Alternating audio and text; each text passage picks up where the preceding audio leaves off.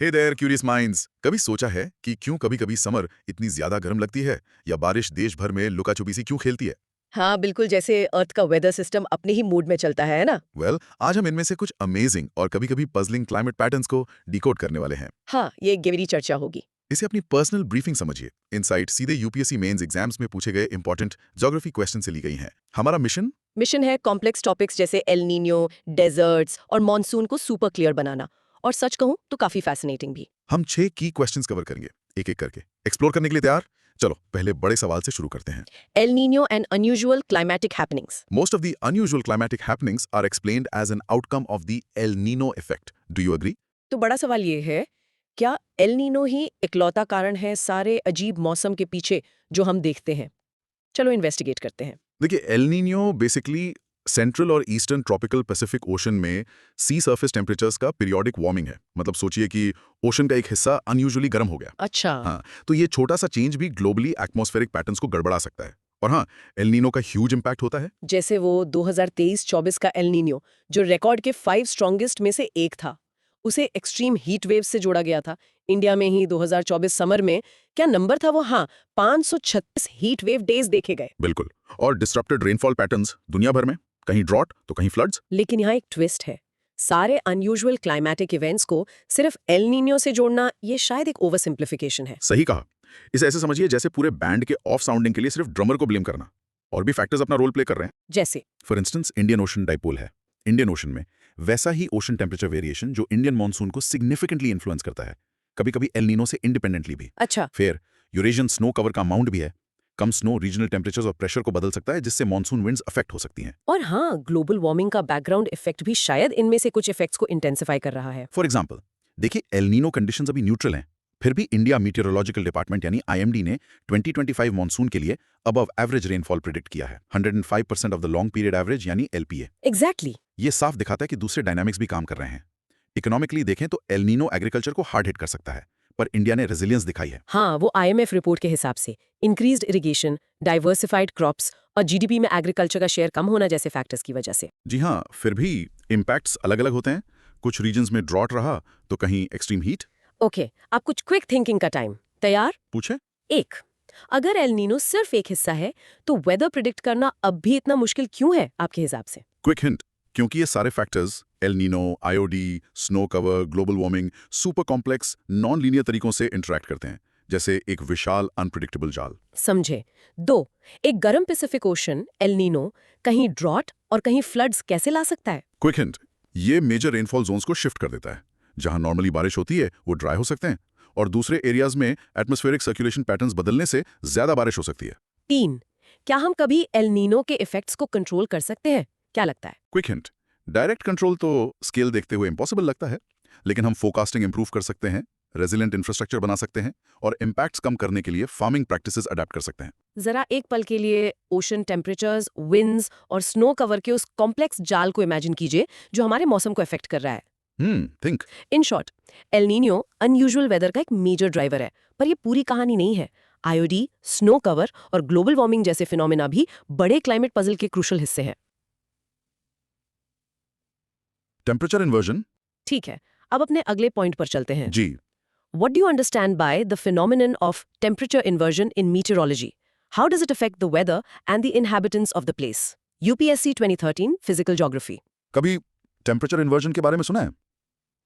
सुनने में टेक्निकल लगता है, पर इसे ऐसे सोचिए, नॉर्मली हवा ऊपर जाने पर ठंडी होती जाती है। हाँ, नॉर्मल लैप्स रेट कहते हैं उसे। बिल्कुल, पर इन्वर्जन में ये पलट जाता है।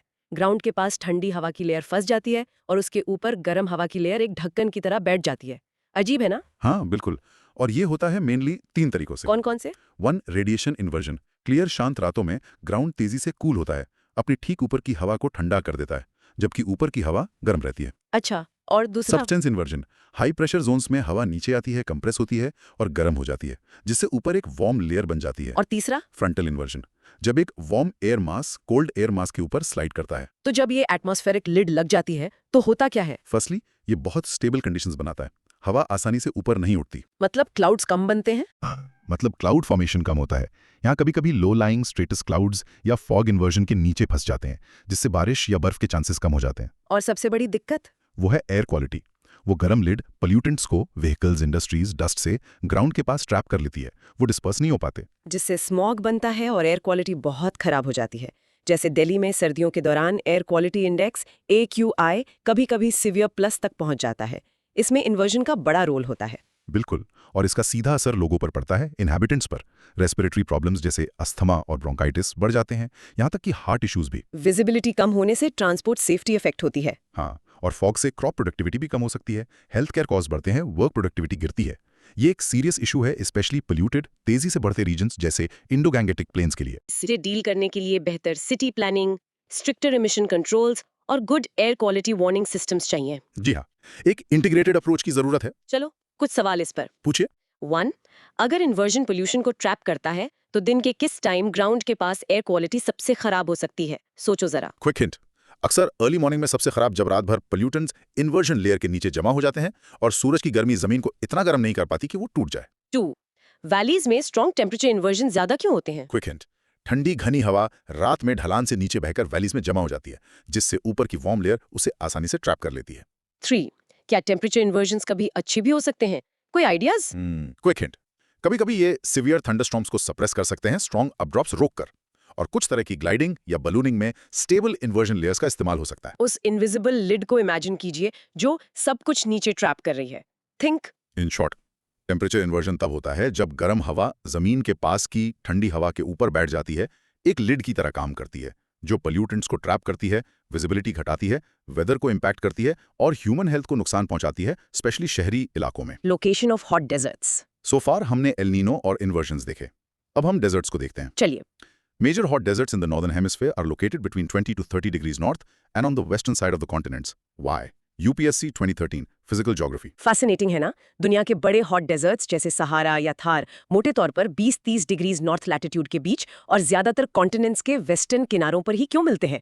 ये रैंडम नहीं है। जी हाँ, इसके पीछे कई रीजंस का एक कूल कॉम्बिनेशन है। पहला कारण। Reason number 1, atmospheric circulation.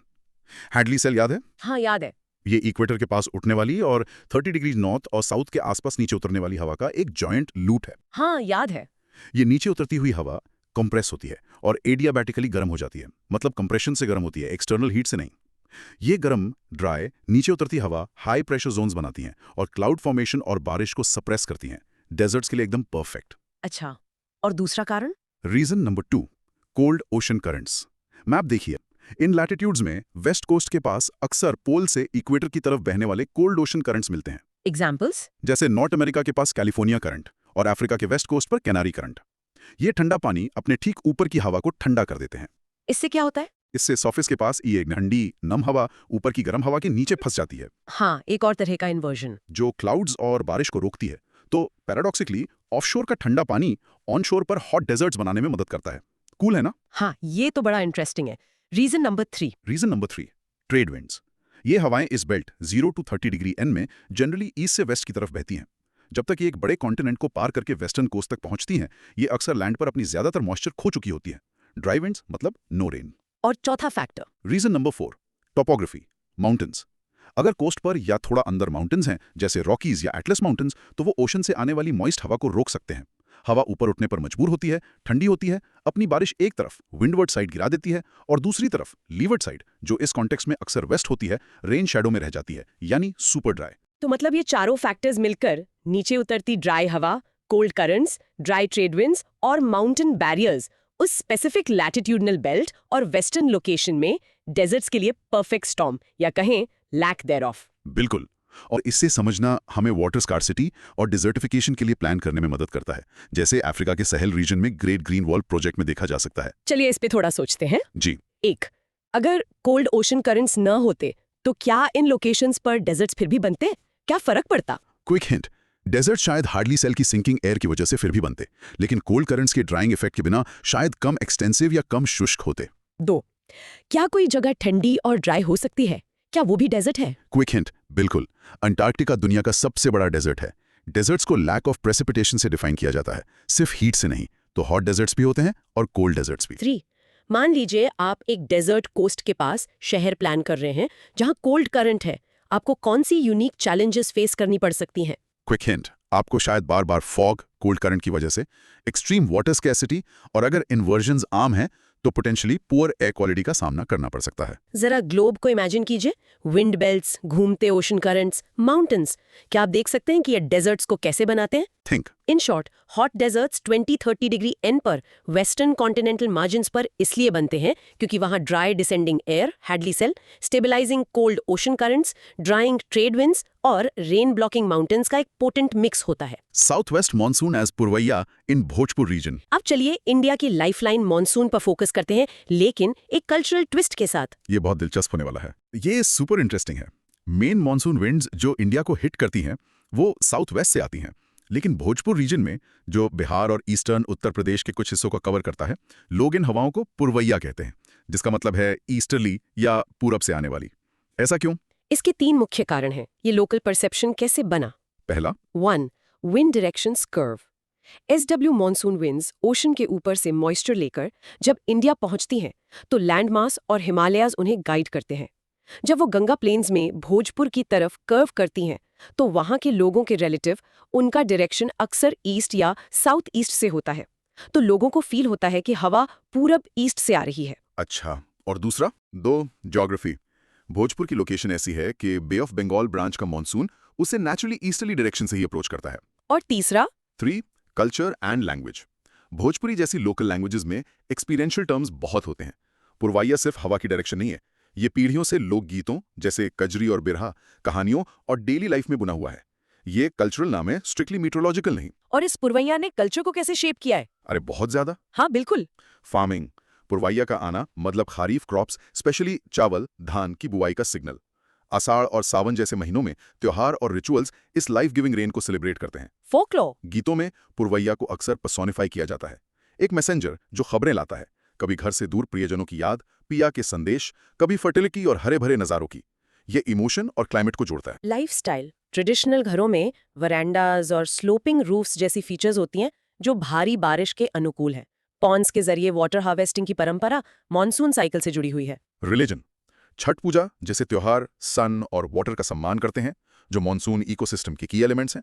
Monsoon से भरी नदियां जैसे गंगा सेक्रेड मानी जाती हैं। तो पुरवैया सिर्फ हवा नहीं है, ये भोजपुर में एक कल्चरल एंकर है जो उनके एग्रीकल्चरल कैलेंडर को स्ट्रक्चर करता है, उनकी आर्ट को इंस्पायर करता है और उनकी आइडेंटिटी में बसा हुआ है। ये दिखाता है कि लोग अपने एनवायरनमेंट के साथ कितने इंटीमेटली जुड़े रह सकते हैं। हाँ, ये दिखाता है कि ज्योग्राफिकल फिनोमेना को कल्चरली कैसे इंटरनलाइज किया जाता है। थोड़ा सोचो इसके बारे में। जी। 1. क्या आप अपने इलाके में वेदर इवेंट्स या सीजन्स के कोई लोकल नेम्स सोच सकते हैं? ये नाम क्यों मानते हैं? Quick hint. लोकल नेम्स अक्सर उस फिनोमेनन के स्पेसिफिक फीलिंग, इम्पैक्ट या टाइमिंग को कैप्चर करते हैं जो एक जेनेरिक टर्म शायद मिस कर दे, जिससे वो फिनोमेनन ज्यादा कल्चरली रेजोनेंट बन जाता है। 2. क्लाइमेट चेंज मॉनसून पैटर्न्स को बदलकर पुरवैया से जुड़ी कल्चरल ट्रेडिशंस को कैसे अफेक्ट कर सकता है? Quick hint. अगर टाइमिंग या इंटेंसिटी ड्रास्टिकली बदलती है तो त्योहारों की रेलेवेंस कम हो सकती है, गीत के थीम्स बदल सकते हैं और ट्रेडिशनल फार्मिंग नॉलेज कम इफेक्टिव हो सकती हैं, जिससे पोटेंशियली कल्चरल टाइज कमजोर पड़ सकते हैं। 3. मौसम की इन लोकल कल्चरल परसेप्शंस को समझना क्यों जरूरी है? Quick hint.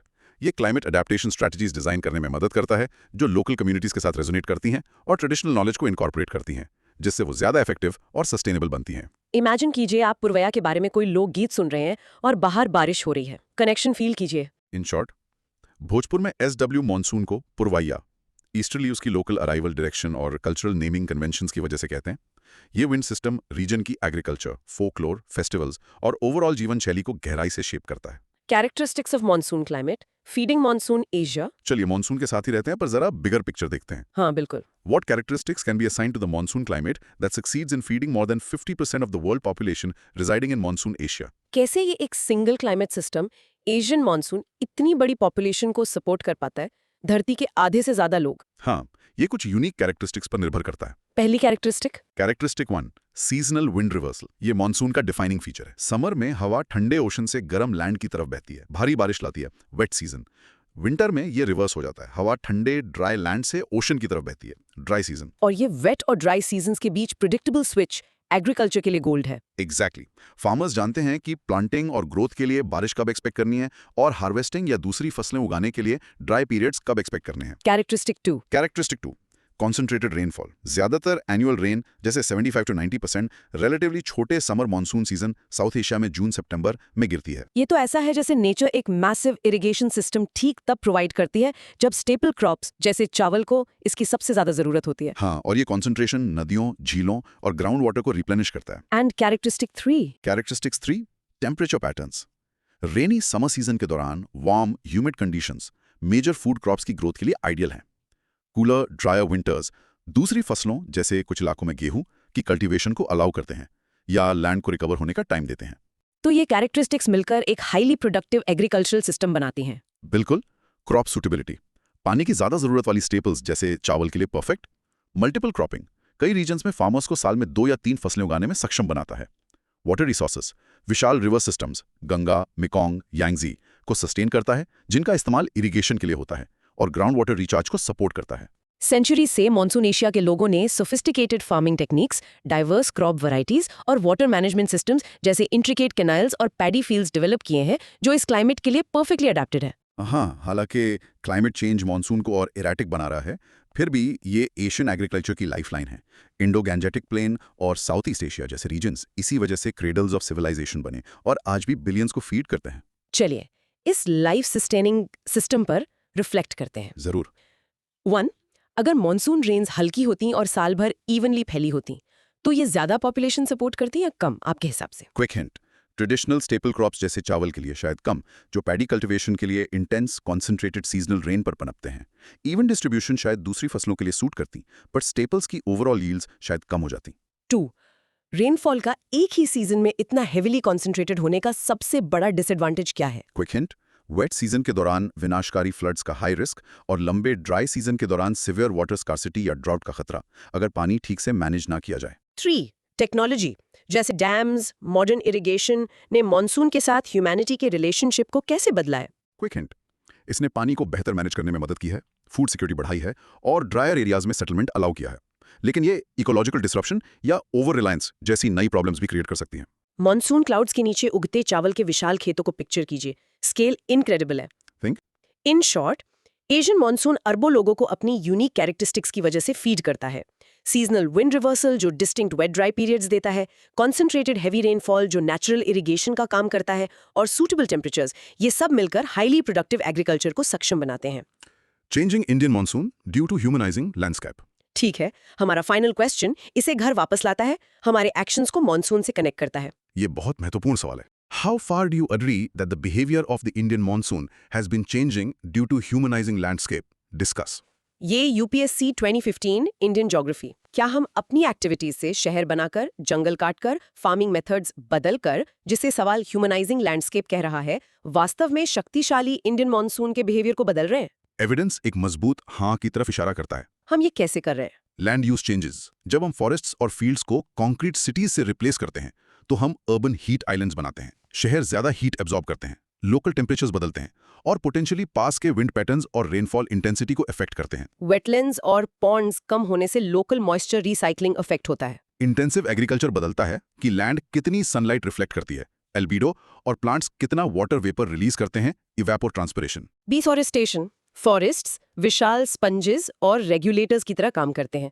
वो टेम्परेचर, ह्यूमिडिटी और विंड फ्लो को इन्फ्लुएंस करते हैं। उन्हें काटने से ये प्रोसेसेस डिसरप्ट होते हैं। हाँ, और कम फॉरेस्ट कवर का मतलब है सॉइल की मॉइस्चर होल्डिंग कैपेसिटी भी कम होना, जिससे पोटेंशियली रन ऑफ और एरोजन तेज हो सकता है।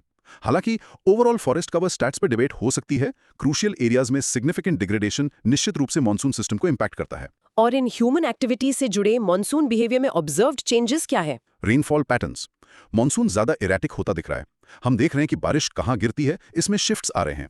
IMD डेटा अक्सर दिखाता है कि कुछ रीजन्स में एक्सेसिव रेन, फ्लड्स की लीडिंग होती है, जबकि दूसरे डेफिसिट्स फेस करते हैं, ड्रॉट की लीडिंग, भले ही कंट्री वाइड एवरेज नॉर्मल लगे। हाँ, जैसे 2023 में ओवरऑल रेनफॉल LPA का 95% था, लेकिन नॉर्थ ईस्ट इंडिया को सिर्फ 82% मिला, जबकि नॉर्थ वेस्ट को 101%। ये स्पेशल इनकंसिस्टेंसी दिखाता है। Rainfall intensity and timing, extreme rainfall events, short intense bursts की फ्रीक्वेंसी बढ़ने और मॉनसून सीजन के अंदर ही लंबे ड्राई स्पेल्स के बढ़ने के एविडेंस बढ़ रहे हैं। मॉनसून के अराइवल, ऑनसेट और डिपार्चर, विथड्रॉल की टाइमिंग भी कम प्रिडिक्टेबल होती जा रही है, जो एग्रीकल्चरल कैलेंडर्स को अस्त व्यस्त कर देती है। तो ऐसा लगता है कि हमारे एक्शंस वास्तव में मॉनसून की कॉम्प्लेक्स मशीनरी के साथ छेड़छाड़ कर रहे हैं। जी हाँ, आगे का रास्ता सस्टेनेबल अर्बन प्लानिंग, ज्यादा ग्रीन स्पेसेस, बेहतर water management, reforestation efforts, climate resilient agriculture और बेहतर फोरकास्टिंग जैसी चीजों को शामिल करता है। इंडिया का national action plan on climate change NAPC जैसी इनिशिएटिव्स इन्हीं चैलेंजेस को एड्रेस करने का लक्ष्य रखती हैं। चलिए अपने रोल के बारे में सोचते हैं। जरूर। 1. क्या अपने पड़ोस में पेड़ लगाना वाकई बड़े मॉनसून पर कोई फर्क डाल सकता है? कैसे? क्विक हिंट, लोकली पेड़ छाया देते हैं, ट्रांसपिरेशन से हवा ठंडी करते हैं और रेन वाटर एब्जॉर्ब करने में मदद करते हैं। Collectively large scale grinning regional temperature और मॉइस्चर पैटर्न्स को इन्फ्लुएंस कर सकता है, पॉजिटिव कंट्रीब्यूशन देते हुए, भले ही स्मॉल स्केल इफेक्ट्स लोकलाइज्ड हों। 2. बड़े शहरों के अलावा बड़े पैमाने पर फार्मिंग प्रैक्टिसेस में बदलाव मॉनसून को कैसे अफेक्ट कर सकते हैं? क्विक हिंट, क्रॉप टाइप्स में बदलाव जैसे water intensive versus dry crops, irrigation methods, flood versus drip और tilling practices local water cycles, soil moisture और सरफेस रिफ्लेक्टिविटी को बदल सकते हैं, पोटेंशियली लोकल या रीजनल रेनफॉल को इन्फ्लुएंस करते हुए। 3. इंडिविजुअल्स या कम्युनिटीज अपने लैंडस्केप को ज्यादा मॉनसून फ्रेंडली बनाने के लिए कौन सा एक सिंपल एक्शन ले सकते हैं? Quick hint, rain water harvesting. Rain water collect करने से रन ऑफ कम होता है, ग्राउंड वाटर रिचार्ज होता है और ड्राई सीजन के लिए वाटर सोर्स मिलता है। नेचुरल वाटर रिटेंशन को मिमिक करते हुए अपने आसपास के लैंडस्केप के बारे में सोचिए और ये आपकी लाइफ टाइम में कैसे बदलाए। लोकल वेदर चेंजेस से कोई connection? Think. In short, human activities जैसे अर्बनाइजेशन, डिफॉरेस्टेशन और एग्रीकल्चरल इंटेंसिफिकेशन लैंड सर्फेसेस को बदल रही हैं, जो डिमॉन्स्ट्रेबली इंडियन मॉनसून के बिहेवियर को इम्पैक्ट कर रहा है, जिससे ज्यादा erratic rainfall patterns, increased extremes और टाइमिंग में शिफ्ट्स आ रहे हैं। Recap and active recall. Alright, ये तो काफी गहरी चर्चा थी, है ना? हमने एल नीनो की ग्लोबल रीच, टेम्परेचर इन्वर्जन्स की इनविजिबल लिड, डेजर्ट लोकेशंस के पीछे के सीक्रेट्स, पुरवैया की कल्चरल हार्टबीट, कैसे मॉनसून अरबों को फीड करता है और आखिर में कैसे हमारे अपने एक्शंस इस वाइटल सिस्टम को रीशेप कर रहे हैं, इस सब पर बात की। हाँ, मेन थीम यही था कि क्लाइमेट एक कॉम्प्लेक्स इंटरकनेक्टेड सिस्टम है और इसे समझना क्रूशल है। चलिए जल्दी से की टेकअवेज रिकैप करते हैं। एल नीनियोज रीच एक मेजर क्लाइमेट ड्राइवर, पर अकेला नहीं, IOD और स्नो कवर भी सिग्निफिकेंटली मैटर करते हैं। इन्वर्जन ट्रैप, गर्म हवा ठंडी हवा के ऊपर पोल्यूशन ट्रैप करती है, वेदर और हेल्थ को इम्पैक्ट करती है, स्पेशली शहरों में। Desert formula, specific latitudes 20 to 30 degrees plus western coast is equal to prime desert spots due to sinking air, cold currents, dry winds और mountains. पुरवैया सॉन्ग, SW मॉनसून को भोजपुर में ईस्टर्ली कहते हैं, लोकल परसेप्शन की वजह से, जो वहाँ की कल्चर में गहराई से बुना हुआ है। Monsoon powerhouse, seasonal wind reversal, concentrated rain और ideal temperatures एशिया की massive population के लिए एग्रीकल्चर को फ्यूल करते हैं। Our footprint, human land changes, cities, deforestation, Indian monsoon behaviour को मेजरेबली बदल रहे हैं, उसे और इराटिक बना रहे हैं। अब एक क्विक ब्रेन वर्कआउट। तैयार? बिल्कुल। 1. एल नीनो जैसे इंडियन ओशन फिनोमेना का नाम क्या है जो मॉनसून को अफेक्ट करता है? Quick recall, Indian ocean dipole या IOD याद है। 2. सिंपल टर्म्स में इन्वर्जन के दौरान ऊपर जाने पर एयर टेम्परेचर का क्या होता है? क्विक रिकॉल, वो एक लेयर के लिए गर्म हो जाता है जो नॉर्मल से उल्टा है। 3. हेडली सेल से नीचे उतरती हवा के अलावा 20-30 डिग्री N पर वेस्टर्न कोस्ट पर डेजर्ट्स बनाने वाला एक और मेजर फैक्टर बताइए। Quick recall, cold ocean currents जैसे कैलिफोर्निया या कैनरी करंट। 4. भोजपुर में पुरवैया टर्म लोकल परसेप्शन के अनुसार किस जनरल डायरेक्शन से आने वाली हवाओं को रेफर करता है?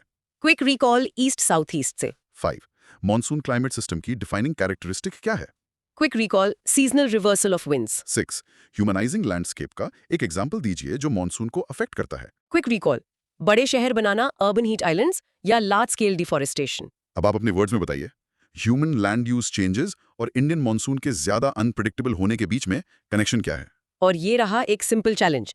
अगली बार जब आप दुनिया में कहीं extreme weather, heat wave, flood, drought के बारे में पढ़ें तो सोचने की कोशिश कीजिए, क्या एल नीनो, इन्वर्जन या शायद ह्यूमन लैंडस्केप चेंजेस भी रोल प्ले कर रहे हो सकते हैं?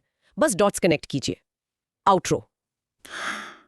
फ्यू, उम्मीद है आपको क्लाइमेट और मॉनसून डायनामिक्स का ये एक्सप्लोरेशन इंसाइटफुल और शायद थोड़ा एक्साइटिंग भी लगा होगा। हाँ, इन कॉम्प्लेक्स सिस्टम्स को समझना सिर्फ एग्जाम्स के लिए नहीं है, यह हमें अपने प्लैनेट को अप्रिशिएट करने और ये रियलाइज करने में मदद करता है कि सब कुछ कितना इंटरकनेक्टेड है, जिसमें हमारा अपना इम्पैक्ट भी शामिल है। अपनी क्यूरियोसिटी को जिंदा रखिए, सवाल पूछते रहिए, एक्सप्लोर करते रहिए और सीखते रहिए। मिलते हैं अगली गहरी चर्चा में।